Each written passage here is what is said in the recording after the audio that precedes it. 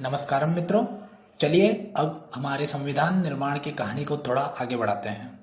पिछले वीडियो में हमने देखा था कि स्वाधीनता प्राप्ति हेतु भारतीयों की कोशिशें जारी थी और इसी के समानांतर हमारे संविधान की आधारशिला भी तैयार होती जा रही थी।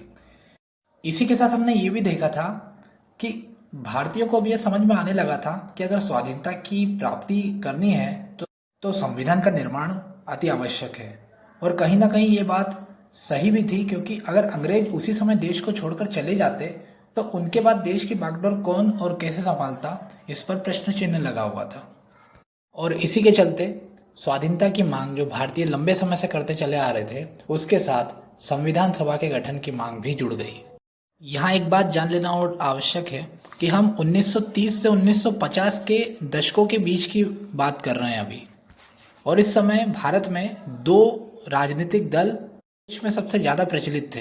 पहला था भारतीय राष्ट्रीय कांग्रेस और दूसरी थी मुस्लिम लीग।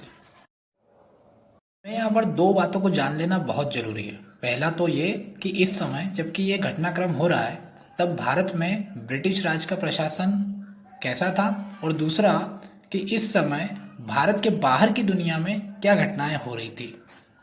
तो सबसे पहले हम ब्रिटिश प्रशासन के स्वरूप को जान लेते हैं।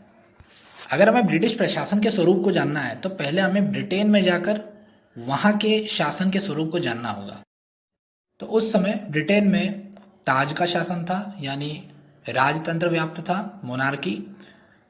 राजा या रानी उनकी मदद के लिए ब्रिटेन में संसद थी और देश के सभी निर्णय इसी संसद के द्वारा लिए जाते थे। अब चूंकि ब्रिटेन के बहुत सारे उपनिवेश थे, जिनमें से एक उपनिवेश हमारा भारत भी था, तो भारत के संपूर्ण कार्यों की देखरेख के लिए ब्रिटिश संसद में मंत्री स्तर के एक व्यक्ति की नियुक्ति की जाती थी, जिसे भारत सचिव या सेक्रेटरी ऑफ इंडियन स्टेट कहा जाता था। भारत से जुड़े सारे मामले यही भारत सचिव देखा करता था। ध्यान रखिएगा, ये ब्रिटेन में है, भारत में नहीं, ये ब्रिटेन में रह रहा है। ब्रिटेन की संसद का ये सदस्य है। अब भारत में आ जाते हैं। भारत के अंदर सबसे बड़ा पद वायसराय का था।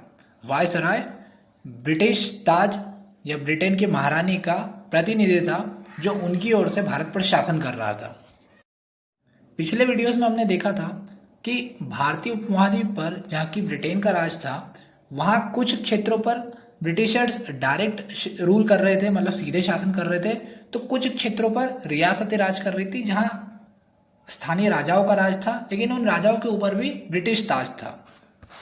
तो जिस जिस क्षेत्र पर ब्रिटिशर्स का सीधा शासन था, वो क्षेत्र ब्रिटिशर्स ने राज्यों में बांट रखा था।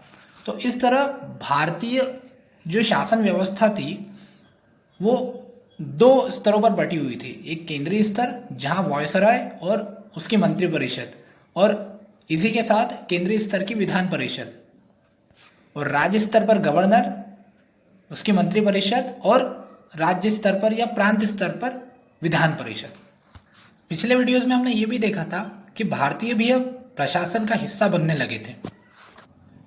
तो वे इन्हीं परिषदों के, चाहे वो केंद्रीय विधान परिषद हो या प्रांतीय विधान परिषद हो, इन्हीं में चुने जाते थे और इसी के द्वारा प्रशासन का हिस्सा बनते थे। आप इसे आज के हमारे भारत के शासन स्वरूप से तुलना भी कर सकते हैं। केंद्रीय विधान परिषद जो है आज की संसद के समतुल्य थी, और प्रांत में जो विधान परिषदें हैं वो आज जो राज्यों में हमारे अलग अलग, जैसे मध्य प्रदेश, छत्तीसगढ़ में जो विधानसभाएं होती है उनके समतुल्य थी। और ब्रिटिश भारत भी वैसे ही बटा हुआ था, अलग अलग भूभागों में, अलग अलग राज्यों में, जैसे आज हमारा देश अलग अलग राज्यों में बटा हुआ, जैसे महाराष्ट्र, केरल, तमिलनाडु, बिल्कुल उसी तरह। तो यहाँ दो पद सबसे महत्वपूर्ण हो जाते हैं। पहला तो भारत सचिव। भारत सचिव ब्रिटेन में रह रहा है, वो भारत के सारे जो कार्य है उनकी देखरेख कर रहा है, सारे प्रशासन की देखरेख कर रहा है, लेकिन वो ब्रिटेन में है, ब्रिटिश संसद का सदस्य है, मंत्री स्तर का पद है। और दूसरा जो है वायसराय, जो भारत में ब्रिटिश ताज के प्रतिनिधि के रूप में शासन कर रहा है और यहाँ के प्रशासन को देख रहा है। और जब भी भारत में किसी अधिनियम को लागू करना है या कुछ कार्य करना है तो वॉयसरॉय और भारत सचिव दोनों के कोऑर्डिनेशन से वो काम होता था। निर्णय संसद लेती थी, लेकिन काम इन दोनों के आपसी कोऑर्डिनेशन से होता था। आइए अब देखते हैं कि वैश्विक पटल पर मतलब भारत के बाहर की दुनिया में क्या चल रहा है। हम सभी जानते हैं कि 1914 से 1918 के बीच प्रथम विश्व युद्ध होता है, जिसमें जर्मनी बहुत बुरी तरीके से हारता है और जो जीता हुआ पक्ष होता है यानी कि ब्रिटेन, फ्रांस, ये सब जर्मनी के साथ बहुत बुरा व्यवहार करते हैं। उस पर यानी कि जर्मनी देश पर बहुत सारे सैंक्शंस लगा दिए जाते हैं, बहुत सारी पेनल्टीज लगा दी जाती है, उन पर बहुत जुर्माना अधिरोपित कर दिया जाता है, जर्मनी का बहुत अपमान किया जाता है। अब सीधी सी बात है, अगर आप किसी देश का अपमान करेंगे तो वहाँ के लोगों में, वहाँ की जनता में क्रोध तो उत्पन्न होगा ही। इस अपमान के कारण कुछ सालों बाद जर्मनी में राष्ट्रवाद की एक अजीब सी लहर उत्पन्न होती है और इस राष्ट्रवाद की लहर का फायदा उठाकर हिटलर, जो कि धीरे धीरे तब जर्मनी में एक बड़े नेता के रूप में उभर रहा था, वो जर्मनी के सर्वोच्च पद यानी कि जर्मनी के चांसलर पद की प्राप्ति कर लेता है। आगे चलकर हिटलर की ही अगुवाई में, हिटलर के ही प्रतिनिधित्व में जर्मनी द्वितीय विश्व युद्ध में भाग लेता है। अगर आप ब्रिटेन की स्थिति देखेंगे तो ब्रिटेन बहुत ज़्यादा बड़ा देश नहीं है। उसकी मुख्य ताकत उसके उपनिवेशों से थी, क्योंकि वहीं से उसको विभिन्न प्रकार का कच्चा माल और सैनिकों की आपूर्ति हो जाती थी। प्रथम विश्व युद्ध में भारतीय सैनिकों ने ब्रिटेन की तरफ से युद्ध में भाग लिया था, लेकिन द्वितीय विश्व युद्ध आते आते परिस्थितियां बदल चुकी थी। अब भारतीय नेता बड़े जोश से स्वाधीनता की मांग कर रहे थे, संविधान सभा के गठन की मांग कर रहे थे। ब्रिटेन बार बार इस मांग को नकार रहा था, लेकिन दूसरी ओर द्वितीय विश्व युद्ध की परिस्थिति अभी तैयार हो रही थी। इस बात को भारतीय नेता भी बहुत अच्छे से जानते थे। ब्रिटिशर्स भी ये बात जानते थे कि अगर उन्हें विश्व युद्ध जीतना है तो उन्हें भारतीय सैनिकों की मदद लगेगी। द्वितीय विश्व युद्ध शुरू होता है और हिटलर ब्रिटेन और फ्रांस की बहुत बुरी तरह पिटाई करता है। आप अगर द्वितीय विश्व युद्ध का इतिहास देखेंगे तो हिटलर ने शुरुआती सालों में ब्रिटेन और फ्रांस को बहुत बुरी तरह नुकसान पहुंचाया था। इस समय ब्रिटिशर्स को, ब्रिटेन को भारतीय सैनिकों की, उसके विभिन्न उपनिवेशों से सैनिकों की बहुत आवश्यकता थी, खासतौर पर भारत से।